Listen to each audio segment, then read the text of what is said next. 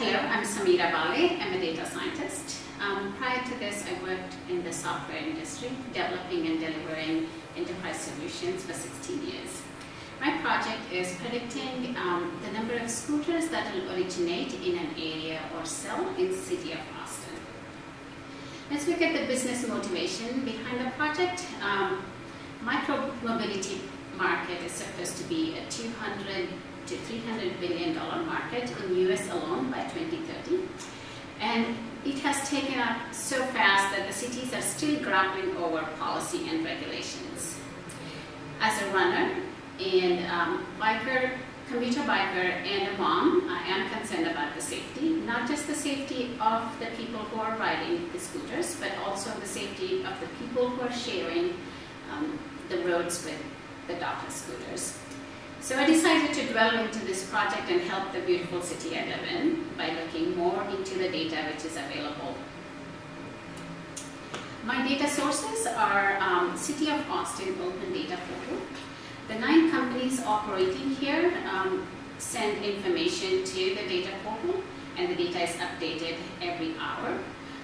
But for this project, I decided to download the data, and I have downloaded the data on February 2nd and used that data instead of updating it regularly.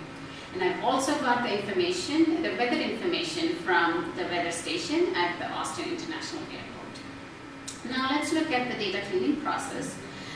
If you look at the graph above, the top graph, you can see the ridership is about 0 in May. And then it slowly increases. Investigating, I found out that there was a trial period for which only some of the companies were operating, and then the ridership really picked up starting July. And so for the project, I decided to take the data after July 15. And I also noticed that the trip duration and trip distances varied in values from -400 to tens of thousands. Because the data is self-reported, this was something which was kind of expected. So for the project, I've used the trip durations between 60 seconds to 24 hours and trip distances of 0.1 miles to 10 miles. And after the data cleaning, I did some data exploration. Given the demographics and the people who are riding the scooters are very different depending on the area their scooters are used. For example, UT Austin riders are mostly students, whereas downtown are either commuters or people who are using downtown facilities. So the top graph, the blue one, is the ridership of downtown, and the orange one below is the ridership of UT Austin. So I did a chi-square test to see if the proportion were equal, and after my test, I rejected my null hypothesis because they were different.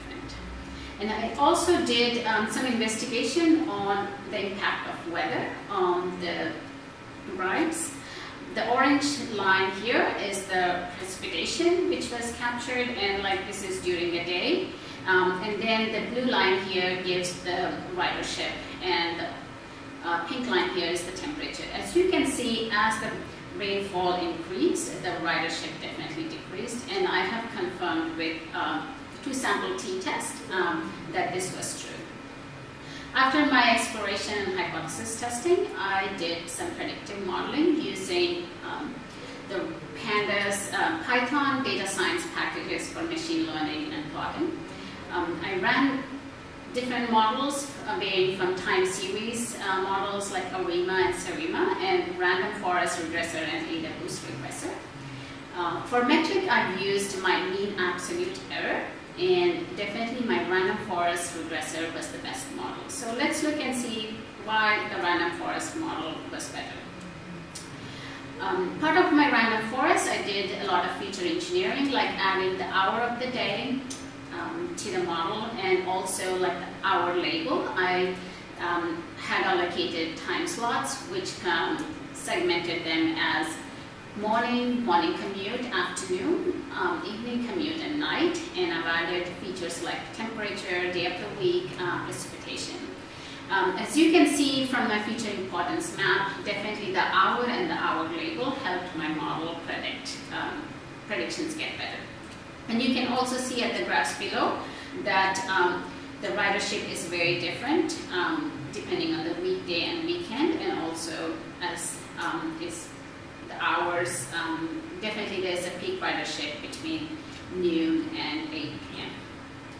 So let's now look at the results, the actual results of the model. Here are my findings. The blue line indicates the actual predictions, the actual values, and then the orange line is my predictions from the random model. You can see the model did really good, but it definitely had some shortcomings, like it didn't predict very well during the peaks, you can see here. And I investigated to see what was going on. I saw that actually the model consistently didn't do well during the evening commute hours.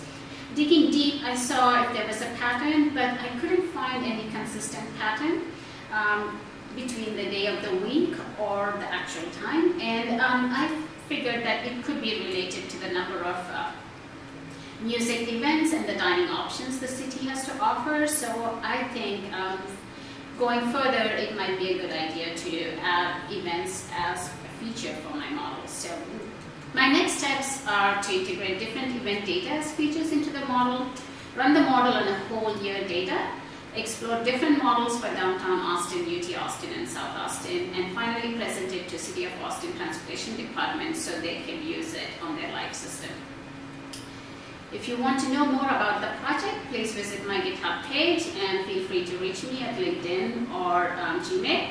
Finally, I would like to thank my instructors and classmates at Galvanize for all their support during the cohort, and the City of Austin Transportation Department for all the help for the project. Thank you.